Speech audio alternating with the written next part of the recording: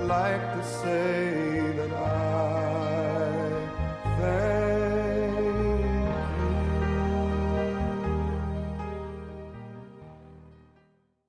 1 Samuel chapter 16. Now the Lord said to Samuel, How long will you mourn for Saul, seeing I have rejected him from reigning over Israel? Fill your horn with oil, and go. I am sending you to Jesse the Bethlehemite, for I have provided myself a king among his sons. And Samuel said, How can I go? If Saul hears it, he will kill me. But the Lord said, Take a heifer with you, and say, I have come to sacrifice to the Lord. Then invite Jesse to the sacrifice, and I will show you what you shall do. You shall anoint for me the one I name to you. So Samuel did what the Lord said, and went to Bethlehem. And the elders of the town trembled at his coming, and said, Do you come peaceably? And he said, Peaceably? I have come to sacrifice to the Lord. Sanctify yourselves, and come with me to the sacrifice. Then he consecrated Jesse and his sons, and invited them to the sacrifice. So it was, when they came, that he looked at Eliab and said, Surely the Lord's anointed is before him. But the Lord said to Samuel, Do not look at his appearance or at his physical stature, because I have refused him. For the Lord does not see as man sees, for man looks at the outward appearance, but the Lord looks at the heart. So Jesse called Abinadab and made him pass before Samuel. And he said, Neither has the Lord chosen this one. Then Jesse made Shuma pass by. And he said, Neither has the Lord chosen this one. Thus Jesse made 7 of his sons pass before Samuel. And Samuel said to Jesse, The Lord has not chosen these. And Samuel said to Jesse, Are all the young men here? Then he said, There remains yet the youngest, and there he is, keeping the sheep. And Samuel said to Jesse, Send and bring him, for we will not sit down till he comes here. So he sent and brought him in.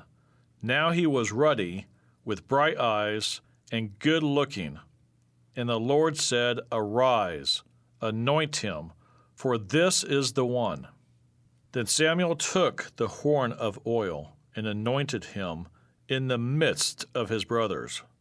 And the Spirit of the Lord came upon David from that day forward. So Samuel arose and went to Ramah. But the Spirit of the Lord departed from Saul, and a distressing spirit from the Lord troubled him. And Saul's servants said to him, Surely a distressing spirit from God is troubling you. Let our master now command your servants, who are before you, to seek out a man who is a skillful player on the harp. And it shall be that he will play it with his hand when the distressing spirit from God is upon you, and you shall be well. So Saul said to his servants, Provide me now a man who can play well, and bring him to me. Then one of the servants answered and said, Look, I have seen a son of Jesse, the Bethlehemite, who is skillful in playing, a mighty man of valor, a man of war, prudent in speech, and a handsome person, and the Lord is with him.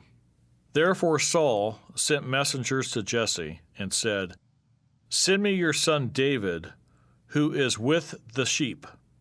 And Jesse took a donkey loaded with bread, a skin of wine, and a young goat, and sent them by his son David to Saul. So David came to Saul and stood before him, and he loved him greatly, and he became his armor-bearer. Then Saul sent to Jesse, saying, Please let David stand before me, for he has found favor in my sight. And so it was, whenever the Spirit from God was upon Saul, that David would take a harp and play it with his hand. Then Saul would become refreshed and well, and the distressing spirit would depart from him. Into a living fountain flowing deep and flowing. 1 Samuel chapter 17. Now the Philistines gathered their armies together to battle, and were gathered at Succoth, which belongs to Judah. They encamped between Succoth and Azekah, in Ephes Dammim. And Saul and the men of Israel were gathered together, and they encamped in the valley of Elah, and drew up in battle array against the Philistines. The Philistines stood on a mountain on one side, and Israel stood on a mountain on the other side, with a valley between them. And a champion went out from the camp of the Philistines, named Goliath from Gath, whose height was 6 cubits in a span. He had a bronze helmet on his head, and he was armed with a coat of mail, and a weight of the coat was 5,000 shekels of bronze. And he had bronze armor on his legs, and a bronze javelin between his shoulders. Now the staff of his spear was like a weaver's beam, and his iron spearhead weighed 600 shekels, and a shield-bearer went before him. Then he stood and cried out to the armies of Israel, and said to them, Why have you come out to line up for battle? Am I not a Philistine, and you the servants of Saul? Choose a man for yourselves, and let him come down to me. If he is able to fight with me and kill me, then we will be your servants. But if I prevail against him and kill him, then you shall be our servants and serve us. And the Philistines said, I defy the armies of Israel this day. Give me a man that we may fight together. When Saul and all Israel heard these words of the Philistine, they were dismayed and greatly afraid. Now David was the son of that Ephrathite of Bethlehem, Judah, whose name was Jesse, and who had 8 sons. And the man was old, advanced in years, in the days of Saul. The 3 oldest sons of Jesse had gone to follow Saul to the battle. The names of his 3 sons who went to the battle were Eliab the firstborn, next to him Abinadab, and the third Shammah. David was the youngest, and the 3 oldest followed Saul. But David occasionally went and returned from Saul to feed his father's sheep at Bethlehem. And the Philistine drew near and presented himself 40 days, morning and evening.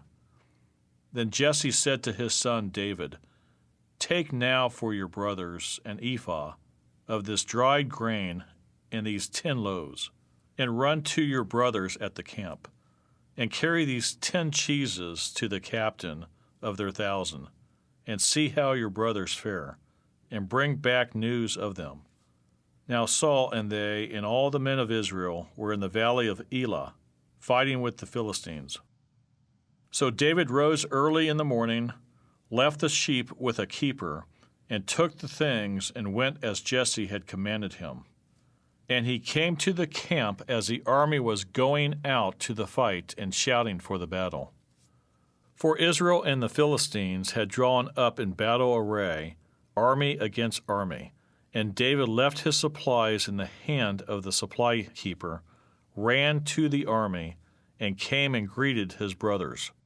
Then as he talked with them, there was the champion, the Philistine of Gath, Goliath by name, coming up from the armies of the Philistines, and he spoke according to the same words.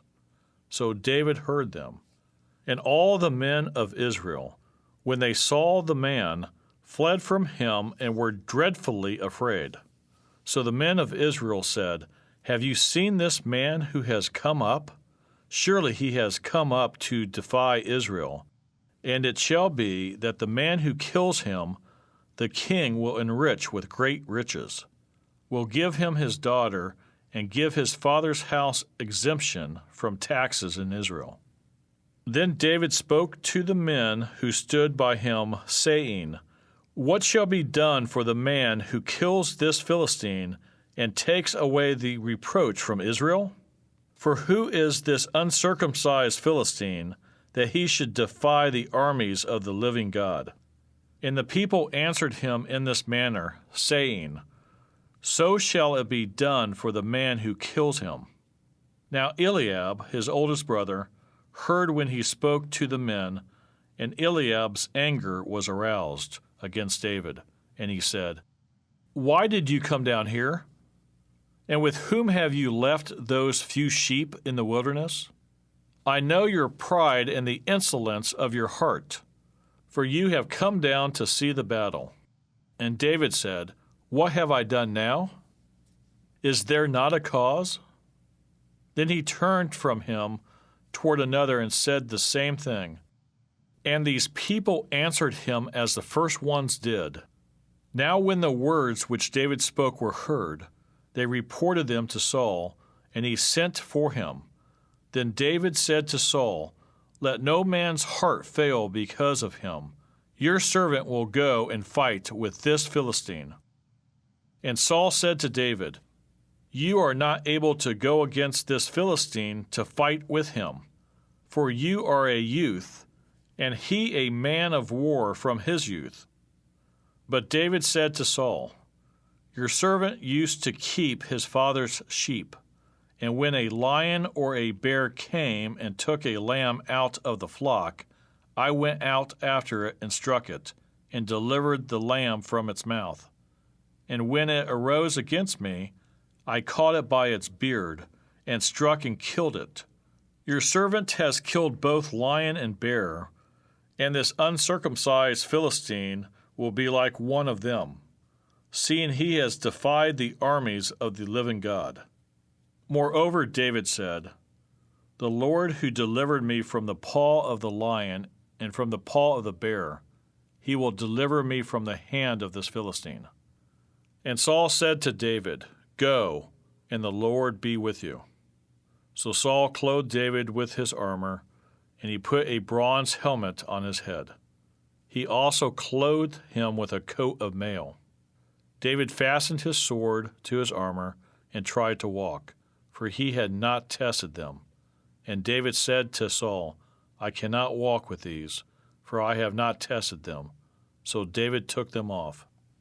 Then he took his staff in his hand, and he chose for himself 5 smooth stones from the brook, and put them in a shepherd's bag, in a pouch which he had, and his sling was in his hand. And he drew near to the Philistine.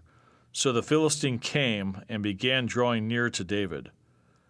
And the man who bore the shield went before him.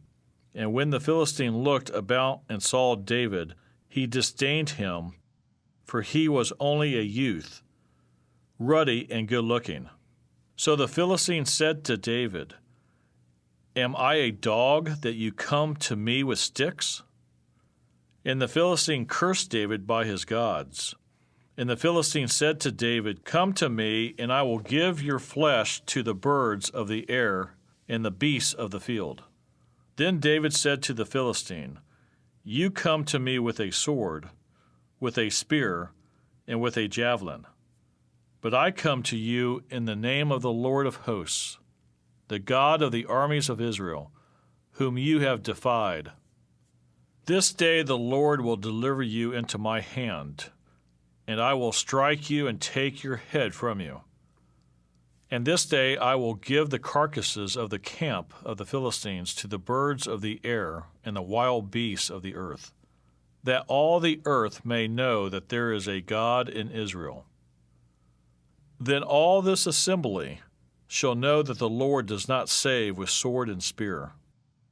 For the battle is the Lord's, and he will give you into our hands. So it was, when the Philistine arose and came and drew near to meet David, that David hurried and ran toward the army to meet the Philistine. Then David put his hand in his bag and took out a stone, and he slung it and struck the Philistine in his forehead, so that the stone sank into his forehead, and he fell on his face to the earth. So David prevailed over the Philistine with a sling and a stone, and struck the Philistine and killed him. But there was no sword in the hand of David. Therefore David ran and stood over the Philistine, took his sword and drew it out of its sheath, and killed him, and cut off his head with it. And when the Philistines saw that their champion was dead, they fled. Now the men of Israel and Judah arose and shouted, and pursued the Philistines as far as the entrance of the valley, and to the gates of Ekron. And the wounded of the Philistines fell along the road to Shaaraim, even as far as Gath and Ekron. Then the children of Israel returned from chasing the Philistines, and they plundered their tents. And David took the head of the Philistine and brought it to Jerusalem. But he put his armor in his tent. When Saul saw David going out against the Philistine, he said to Abner, the commander of the army, Abner, whose son is this youth?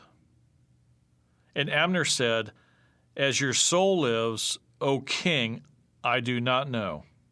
So the king said, Inquire whose son this young man is. Then, as David returned from the slaughter of the Philistine, Abner took him and brought him before Saul with the head of the Philistine in his hand. And Saul said to him, Whose son are you, young man? So David answered, I am the son of your servant Jesse, the Bethlehemite. But I know you're right there, willing to prepare. 1 Samuel chapter 18. Now when he had finished speaking to Saul, the soul of Jonathan was knit to the soul of David, and Jonathan loved him as his own soul. Saul took him that day and would not let him go home to his father's house any more. Then Jonathan and David made a covenant, because he loved him as his own soul. And Jonathan took off the robe that was on him and gave it to David, with his armor, even to his sword and his bow and his belt. So David went out wherever Saul sent him, and behaved wisely. And Saul set him over the men of war, and he was accepted in the sight of all the people, and also in the sight of Saul's servants. Now it had happened, as they were coming home, when David was returning from the slaughter of the Philistine, that the women had come out of all the cities of Israel, singing and dancing, to meet King Saul, with tamarines, with joy, and with musical instruments. So the women sang as they danced and said, Saul has slain his thousands, and David his 10,000s. Then Saul was very angry, and the saying displeased him. And he said, They have ascribed to David 10,000s, and to me they have ascribed only thousands. Now what more can he have but the kingdom? So Saul eyed David from that day forward. And it happened on the next day that the distressing spirit from God came upon Saul, and he prophesied inside the house.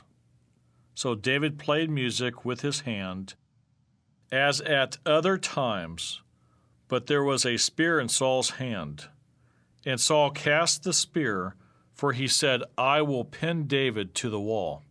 But David escaped his presence twice. Now Saul was afraid of David, because the Lord was with him, but had departed from Saul. Therefore Saul removed him from his presence, and made him his captain over 1,000. And he went out and came in before the people. And David behaved wisely in all his ways, and the Lord was with him. Therefore, when Saul saw that he behaved very wisely, he was afraid of him. But all Israel and Judah loved David, because he went out and came in before them. Then Saul said to David, "Here is my older daughter Merab. I will give her to you as a wife. Only be valiant for me, and fight the Lord's battles." For Saul thought, "Let my hand not be against him, but let the hand of the Philistines be against him." So David said to Saul, "Who am I, and what is my life or my father's family in Israel, that I should be son-in-law to the king?" But it happened at the time when Merab, Saul's daughter, should have been given to David, that she was given to Adriel the Maholathite as a wife. Now Michal, Saul's daughter, loved David. And they told Saul, and the thing pleased him. So Saul said, "I will give her to him, that she may be a snare to him, and that the hand of the Philistines may be against him." Therefore Saul said to David a second time, "You shall be my son-in-law today." And Saul commanded his servants, "Communicate with David secretly, and say, 'Look, the king has delight in you, and all his servants love you. Now, therefore, become the king's son-in-law.'" So Saul's servant spoke those words in the hearing of David. And David said, "Does it seem to you a light thing to be a king's son-in-law, seeing I am a poor and lightly esteemed man?" And the servants of Saul told him, saying, "In this manner David spoke." Then Saul said, "Thus you shall say to David, 'The king does not desire any dowry, but 100 foreskins of the Philistines, to take vengeance on the king's enemies.'" But Saul thought to make David fall by the hand of the Philistines. So when his servants told David these words, it pleased David well to become the king's son-in-law. Now the days had not expired. Therefore David arose and went, he and his men, and killed 200 men of the Philistines. And David brought their foreskins, and they gave them in full count to the king. Then Saul gave him Michal his daughter as a wife. Thus Saul saw and knew that the Lord was with David, and that Michal, Saul's daughter, loved him. And Saul was still more afraid of David. So Saul became David's enemy continually. Then the princes of the Philistines went out to war. And so it was, whenever they went out, that David behaved more wisely than all the servants of Saul, so that his name became highly esteemed.